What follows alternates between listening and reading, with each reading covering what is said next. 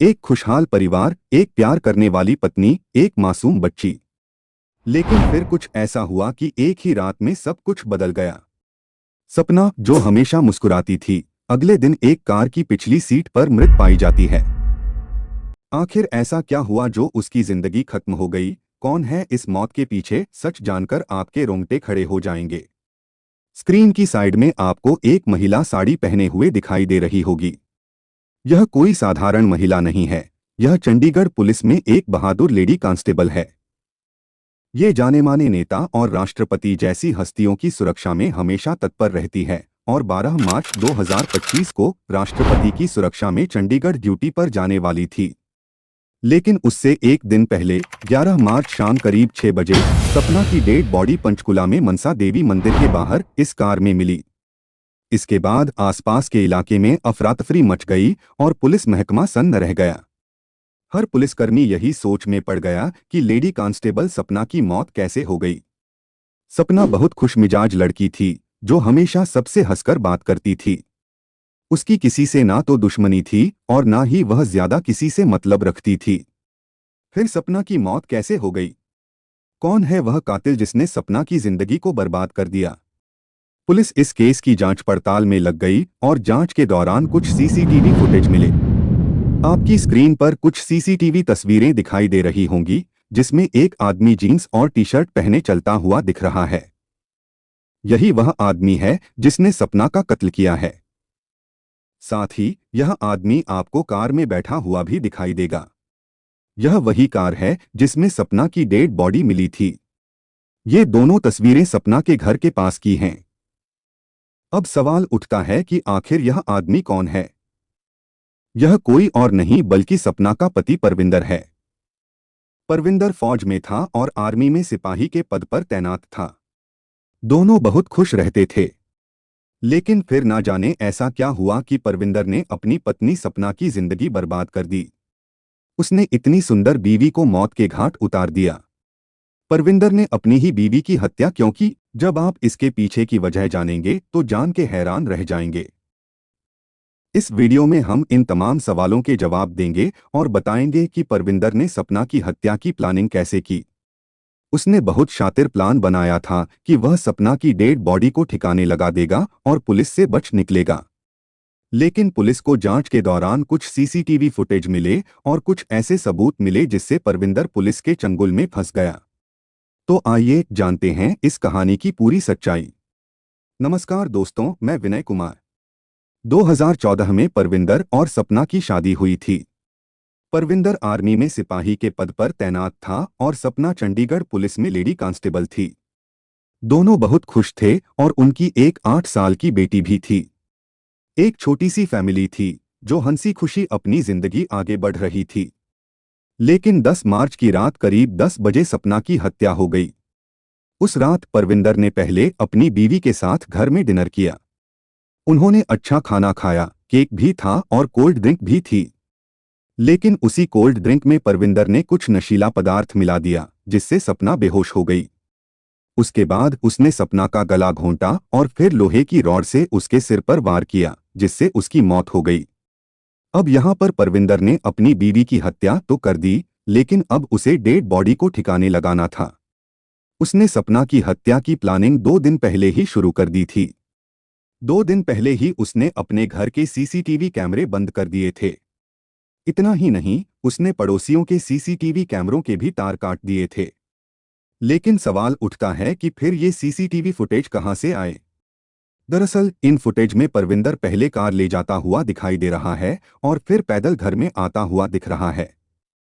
10 मार्च की रात 10 बजे सपना की हत्या के बाद परविंदर ने सुबह तक इंतजार किया। सुबह 5:10 को उसने सपना की डेड बॉडी को कार की पिछली सीट पर डाला, उसके ऊपर कंबल डाला और हाथों में सफेद रंग के दस्ताने पहने। फिर वह वहां से निकल पड़ा और करीब 25 किलोमीटर दूर पंचकुला के मनसा देवी मंदिर पहुंचा। वहां उसने कार खड़ी की, उसे लॉक किया और बस पकड़कर वापस घर आ गया। लेकिन उसकी एक गलती से पुलिस उसे पकड़ने में कामयाब हो गई। 11 मार्च की सुबह 6:32 पर सीसीटीवी फुटेज में परविंदर अपने घर में घुसता हुआ दिखाई दिया। दरअसल वह मोहाली के एक इलाके नया गांव में रहता था और वहीं से पंचकुला गया था अपनी बीवी की डेड बॉडी ठिकाने लगाने के लिए। 6:32 में वह घर लौटा और 6:40 को उसने अपना मोबाइल ऑन किया। मोबाइल ऑन करने के बाद वह दोबारा उसी जगह पहुंचा जहां मनसा देवी मंदिर के पास उसने गाड़ी खड़ी की थी। इस गाड़ी में ही उसकी बीवी की डेड बॉडी पड़ी थी। उसने देखा कि किसी भी इंसान की उस कार पर नजर नहीं गई है। अब उसे डर था कि कहीं किसी को पता न चल जाए, तो वह जल्दी से वहां से भाग निकले। इसके बाद उसने सपना के भाई को फोन किया। उसने कहा कि 11 मार्च को सपना ड्यूटी पर जाने वाली थी चंडीगढ़, लेकिन ना तो वह ड्यूटी पर गई है और ना ही उसका फोन लग रहा है। मैं उसे फोन कर रहा हूं, लेकिन फोन भी नहीं लग रहा है। इसके बाद सपना के भाई गौरव ने उसकी दोस्त उर्मिला को फोन किया। उसने पूछा कि सपना ड्यूटी पर नहीं आई तो वह कहाँ है। उर्मिला ने बताया कि सपना बहुत परेशान थी और वह मनसा देवी मंदिर जाने की बात कर रही थी। इसके बाद गौरव मनसा देवी मंदिर पहुंचता है। वहां पर एक गाड़ी मिलती है। वह कार सपना और परविंदर की थी। जब कार चेक की जाती है तो उसमें पिछली सीट पर सपना की डेड बॉडी मिलती है। गौरव, जो सपना का भाई है, पुलिस को इन्फॉर्म करता है और बताता है कि शायद यह उसके पति ने किया है। दरअसल दोनों में झगड़े होते रहते थे। यह तो गौरव को पता था, लेकिन असली वजह क्या थी यह उसे भी नहीं पता था। पुलिस का पहला शक परविंदर पर जाता है, लेकिन यह सिर्फ एक भाई का बयान था। इसके आधार पर पुलिस परविंदर को गिरफ्तार नहीं कर सकती थी। इसके बाद पुलिस को कार में से सपना का एक आईफोन मिला। जब उसे खोला गया तो उसमें 10 मार्च की रात करीब 10 बजे सपना ने अपने मोबाइल में कुछ रिकॉर्ड किया था। अब पुलिस सपना के घर गई। वहां देखा तो सीसीटीवी बंद पड़े थे। पड़ोसियों के सीसीटीवी देखे तो उनके भी तार कटे हुए थे। अब पुलिस के पास कोई सबूत नहीं मिल रहा था जिससे वे यह पता लगा सके कि आखिर इस हत्या में कातिल कौन है। पुलिस ने कुछ और मोहल्लों के सीसीटीवी खंगालने शुरू किए। वहां पर एक फुटेज मिली जिसमें सुबह 5:18 पर परविंदर अपनी बीवी की डेड बॉडी को कार में डालकर ले जाता हुआ दिखाई दे रहा था और फिर 6:32 को परविंदर वापस पैदल अपने घर आते हुए नजर आ रहा था। इसके बाद पुलिस का शक परविंदर पर और गहरा जाता है और उसकी तलाश शुरू हो जाती है। लेकिन दिन बीतते जा रहे थे और परविंदर का कोई पता नहीं चल रहा था। वह नेपाल भागने की फिराक में था। उसका प्लान था कि जल्दी से वह डेड बॉडी को ठिकाने लगाकर नेपाल भाग जाए, लेकिन पुलिस ने अपनी तकनीकी जांच और जांच पड़ताल कर उसे अंबाला से गिरफ्तार कर लिया। परविंदर को गिरफ्तार करने के बाद पुलिस ने उससे पूछताछ की और उससे पता लगाया कि आखिर उसने अपनी पत्नी की हत्या क्यों की। जो वजह सामने आई वह बहुत ही चौंकाने वाली थी। दरअसल परविंदर एक नशेड़ी था। वह नशे की लत में पागल हो चुका था। उसे जुए की लत भी थी और वह कर्जदार बन चुका था। वह अपने सारे पैसे जुए में लगा देता था। इतना ही नहीं, वह अपनी बीवी की कमाई को भी जुए में उड़ा देता था। वह अपनी ड्यूटी के प्रति बिल्कुल भी जिम्मेदार नहीं था। कभी जाता था तो कभी नहीं जाता था और अक्सर पति पत्नी में झगड़े होते रहते थे। वह अपनी बीवी से पैसे मांगता था और इतना ही नहीं, वह घर बेचने की बात कर रहा था। वह घर बेचकर सारे पैसे जुए में लगाने वाला था और इस बात को लेकर सपना और परविंदर के बीच बहुत झगड़े होते थे। घर बेचने की बात पर सपना ने परविंदर को साफ मना कर दिया कि घर बिल्कुल नहीं बिकेगा, हम कहाँ रहेंगे।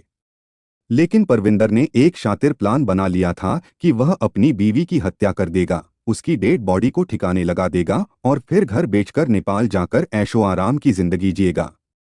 लेकिन उसका प्लान फेल हो गया। पुलिस ने उसे गिरफ्तार कर लिया था।